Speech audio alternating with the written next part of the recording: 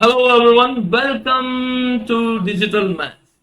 हम लोग अब आ चुके हैं गाला paper number 5 section A of basic maths.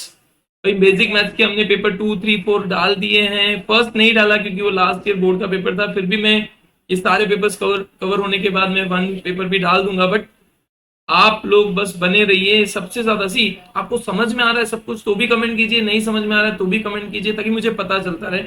मैं सेक्शन बी सी डी भी जल्दी से जल्दी डाल दूंगा। बट आप बने रहिए और ज्यादा से ज्यादा स्टूडेंट्स को शेयर कीजिए। देखो 9,950 के आसपास हो चुका है, 9.95 के आसपास हो चुका है। तो मैं 10,000 आप लोग करवा दिए। मैं सोच रहा हूँ कि आप लोग जल्द से जल्द 10,000 के तक पहुंचा दो और उससे भी आगे हमें पहुंचना है। ये बहुत साल 2.5 साल के बाद मैं वापस कम बैक कर रहा हूं, तो आप लोग का सपोर्ट चाहिए। So let's move on. थोड़ा सा सपोर्ट कीजिए आपकी तरफ से भी, तो मैं ज्यादा सा मोटिवेट होके हम लोग भी आगे से आगे बढ़ते रहें।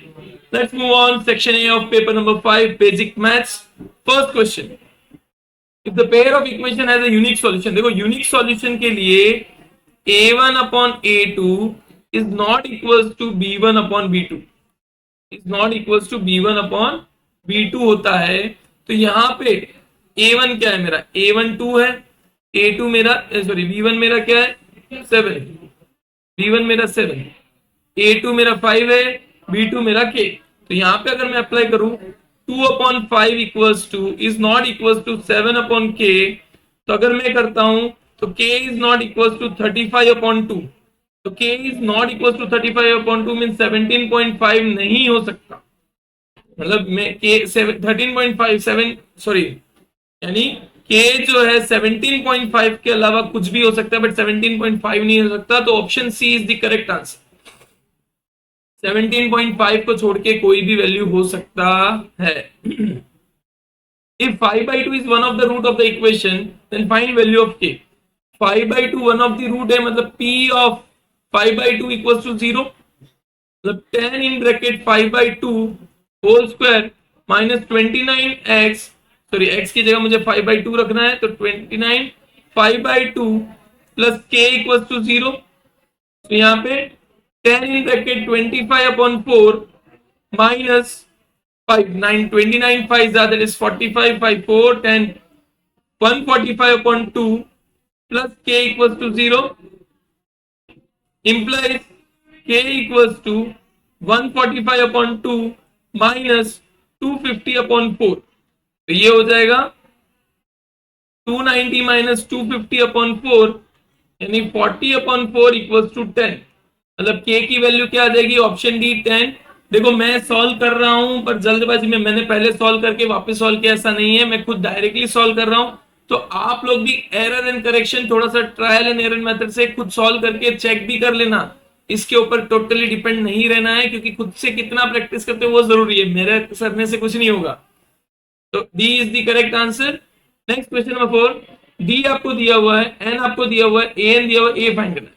तो ए एन क्या होता है, a plus n minus one d. तो ए एन मेरा 4 है, ए मुझे फाइंड करना है, एन मेरा 7 माइनस वन, डी माइनस 4। तो 4 इक्वल टू ए प्लस, देखो ए 7 minus one is 6, 6 minus 4 minus 24। तो ए आपका हो जाएगा 28, 24 प्लस 4 दैट इज 28। तो option D 28 is the correct answer. Next question की बात करें हम लोग, 0.5 minus 12 lies on a circle with the origin as the center, then the radius of the circle is dash unit. Point this lies on the circle। तो भाई radius, radius क्या हो जाएगा, radius equals to distance from origin. तो ये जो circle है उसका डिस्टेंस फ्रॉम ओरिजिन अगर मैं कर देता हूं तो ये रेडियस हो जाएगा। तो radius r equals to distance from origin, मतलब 5 का स्क्वायर माइनस प्लस माइनस 12 का होल स्क्वायर। अगर देखें डिस्टेंस फ्रॉम ओरिजिन क्या होता है, d equals to x square plus y square. तो r equals to under root y 5 square minus plus minus 12 whole square. तो 5 का स्क्वायर मतलब 25 प्लस 12 का होल स्क्वायर मींस 144, यानी रूट 169 इक्वल्स टू 13 यूनिट्स। तो आपका रेडियस क्या हो गया 13 units. Option c is the correct answer, 13 units. भाई डिस्टेंस फ्रॉम ओरिजिन अगर कर रहे हैं, सर्कल है, तो वो अपने आप बन जाता है cos square 4 theta minus sine square theta equals to what 1। देखो अब cos raise to 4 theta minus sine raise to 4 theta equals to क्या होता है cos square theta minus sine square theta in another bracket cos square theta that is sin square theta plus cos square theta। अब sin square theta plus cos square theta क्या होता है 1 और बच गया आपका cos square theta minus sin square theta। cos square theta minus sin square theta की कोई स्पेसिफिक वैल्यू नहीं होती तो ये आपका आंसर ऑप्शन सी करेक्ट होता है directly. cos square theta minus sin square theta की कोई स्पेसिफिक वैल्यू नहीं है तो आंसर 1 आपका करेक्ट हो जाएगा। For the sum data z plus x bar equals to 98, z minus x bar equals to 12, then m equals to what? तो ये एलिमिनेशन मेथड से आप कर सकते हो z plus x bar equals to 98, z minus x bar equals to 12, तो plus और minus cancel 2z equals to 110 तो z equals to 55 तो z की वैल्यू मिल गई x की मिल जाएगी तो x bar equals to 98 minus 55 तो दैट इज 43। x बार की वैल्यू 43 हो गई तो इससे आप मीडियन फाइंड कर सकते हो z equals to 3m minus 2x bar तो z plus 2x bar equals to 3m तो therefore median equals to 55 plus 2 into 43 upon 3 तो 55 plus 86 upon 3 equals to 1 18 13 141 upon 3 equals to हो जाएगा 47 तो ऑप्शन सी 47 मीडियन की value क्या हो जाएगी 47। भाई एम्पेरिकल फॉर्मूला आपको याद रखना है ये जो मैंने लगाया है z equals to 3m minus 2x bar वो एम्पेरिकल फॉर्मूला है। एम्पेरिकल फॉर्मूला आपको याद होना चाहिए relation between mean mode and median ये आपका फॉर्मूला ठीक है। नेक्स्ट क्वेश्चन नंबर 7 HCF आपको k की वैल्यू फाइंड करनी है तो पहले HCF ऑफ 65 और 117 तो 65 होता है 5 इंटू 13 117 होता है 9 इंटू 13 तो HCF of 65 117 equals to 13 therefore 13 equals to 3k minus 2 therefore 15 equals to 3k therefore k equals to 5 तो k की वैल्यू क्या आ गई 5 सो ऑप्शन दिया हुआ है k की वैल्यू आपकी 5 रहेगी। आई होप आपको समझ में आ रहा है थोड़ा सा भी ज्यादा तेज लग रहा है तो आप YouTube में जाके स्पीड को स्लो कर सकते हो कम लग रहा है तो उसको ज्यादा कर सकते हो 3 तबके होते हैं 3 तबके को आगे करते जाइए ठीक है। Question number 8 if the product of the zeros of the polynomial is -1/3 then k product of zero तो अल्फा बीटा इक्वल्स टू क्या होता है c बाई a और अल्फा इंटू बीटा दिया हुआ है -1/3 c आपका k है a आपका 6 है तो implies -6/3 equals to k therefore k equals to -2 k की वैल्यू क्या आ गई -2 तो -2 इज आपका आंसर है क्वेश्चन नंबर 8 का। क्वेश्चन नंबर 9 प्रोबेबिलिटी का है in a 80 marks test of mathematics the probability of Raina scoring 80 out of 80। देखो अगर टोटल आपका आउटकम देखेंगे तो मार्क्स प्लस 1 यानी 80 प्लस 1 आपका हो जाएगा 81। क्यों? क्योंकि 1 से लेके 80 तो आ ही सकता है लेकिन 0 भी तो आ सकता है 0 भी प्रोबेबिलिटी में काम करना पड़ेगा तो टोटल आउटकम आपका ये हो गया फेवरेबल आपको चाहिए 80 out of 80 80 out of 80 one time आ सकता है तो probability of 80 equals to 1/81 1/81 is the correct answer. तो प्रोबेबिलिटी का क्या हो जाएगा 1/81। Next tan square theta minus sec square theta equals to what. देखो एक फॉर्मूला आपको याद रखना है 1 प्लस tan स्क्वायर थीटा आपका होता है sec स्क्वायर थीटा तो tan square theta minus sec square theta equals to -1 हो जाएगा। ये +1 उस तरफ जाएगा तो -1 +1 जाके यहाँ पे आएगा और sec स्क्वायर थीटा इस तरफ जाएगा तो -1 इज द आंसर। क्लियर है? समझ में आ रहा है? कहीं पे भी डाउट लगे कमेंट जरूर कीजिए, समझ में आ रहा है तो भी कमेंट कीजिए ताकि मुझे पता चलता रहे और मैक्सिमम स्टूडेंट्स को शेयर कीजिए। Point P lies in the exterior of a circle with centre O।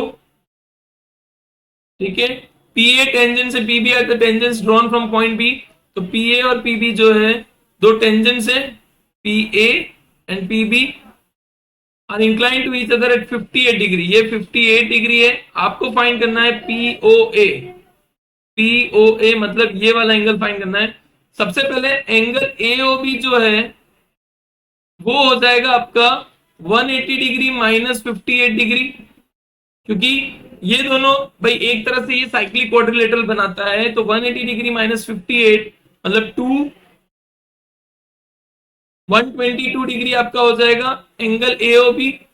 तो therefore angle POA equals to half of angle AOB, तो equals to 122 upon 2 that is 61। तो 61 डिग्री आपका करेक्ट आंसर आता है कि भाई जो पीओए है उसका एंगल होगा 61 degree. Clear? Next, for the given frequency distribution, if sigma fi xi equals to 245 and sigma fi equals to 100, then x bar, भाई x bar का ये डायरेक्ट मेथड है। x bar equals to sigma fi xi upon sigma fi, तो ये हो जाएगा 245 upon 100 equals to 2.45। तो 2.45 option जो सेकंड ऑप्शन दिया हुआ है वो करेक्ट आंसर है 2.45। नाउ यहां पे आपको ट्रू और फॉल्स बताना है। If LCM of 35 and 42 is 35 into 42, तो ये फॉल्स हो जाएगा। क्यों फॉल्स हो जाएगा भाई? 35 और 42 का अगर एलसीएम लेंगे तो दोनों 7 से जाता है, 7 5 जा 7 6 जा 5 1 जा 6 और 6 1 1, तो ये हो जाएगा 35 6 जा, दैट इज अगर हम लोग देखें 35 इंटू 6 खाली होता है, एलसीएम क्या हो जाता है 35 इंटू 6, 35 इंटू 42 बड़ी वैल्यू हो जाएगी which is not the LCM, तो ये फॉल्स आएगा। Next, for the quadratic polynomial the sum of the zeros is greater than the product of zeros. देखो अल्फा प्लस बीटा यहाँ पे हो जाएगा माइनस बी बाई ए, ये वैल्यू है आपको पता है, तो माइनस 5/1 और अल्फा इंटू बीटा होता है सी बाई ए यानी 4/1। बट अल्फा प्लस बीटा जो है वो लेस देन अल्फा बीटा है, ग्रेटर देन नहीं है। यहाँ पे क्या पूछा है? The sum of zeros is greater than product of zero, तो यहाँ पे फॉल्स आएगा। अगेन फॉल्स, पहला वाला भी फॉल्स, सेकंड वाला भी फॉल्स आएगा। ठीक है, the pair of linear equation has infinitely many solution, तो यहाँ पे आपको a1 अपॉन a2 ढूंढना है, that is equal to 5/3, b1 upon b2, तो ये a1 है, ये b1 है, ये c1 है, ये a2 है, ये b2 है, ये c2 है। b1 upon b2 that is minus 15 upon minus 9 equals to again 5/3, c1 upon c2 equals to minus 8 upon minus 24 upon 5, minus minus plus that is 8 into 5 upon 24, तो 8 3 is equals to 5/3। तो यहाँ पे since a1 upon a2 equals to b1 upon b2 equals to c1 upon c2 हो रहा है, तो ये true है, इन्फिनाइटली मेनी सॉल्यूशन होंगे। ये कंडीशन जो है इन्फिनाइटली मेनी सॉल्यूशन की कंडीशन है, तो ये ट्रू हो जाता है। नेक्स्ट क्वेश्चन नंबर 16, अगर P ऑफ A जो है 3/4 है, तो P ऑफ A बार क्या होगा? P ऑफ A बार होगा 1 माइनस P ऑफ A, ये हो जाएगा 1 माइनस 3/4 यानी 4 माइनस 3/4 यानी 1/4 आएगा। पर यहाँ पे क्या दिया हुआ है 4/3, तो ये अगेन फॉल्स। भाई एक ट्रू के बाद फिर से फॉल्स आ चुका है, यहाँ पे फॉल्स की भरमार है। चलते 1 मार्क्स क्वेश्चन की तरफ।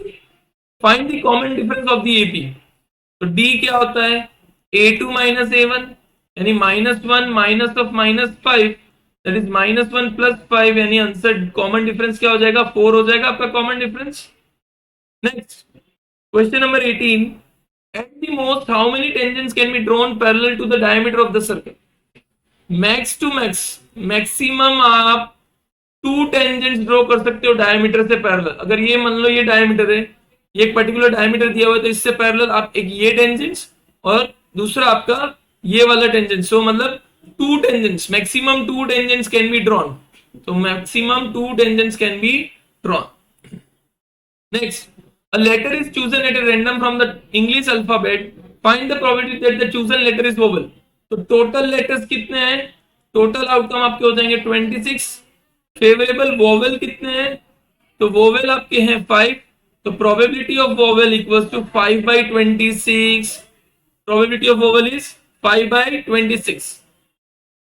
If the median of the observation 8, 12, 17x, 25, 28 is 20, find x. अगर मीडियन आपका 20, देखो 1, 2, 3, 4, 5, 6 टोटल आपके इवन है, तो इवन में अगर मैं पहले वाले दो निकाल दूं, दूसरे वाले दो निकाल दूं, बचे कितने? दो। तो median equals to 17 plus x upon 2। Median मुझे दिया हुआ है 20 equals to 17 plus x upon 2।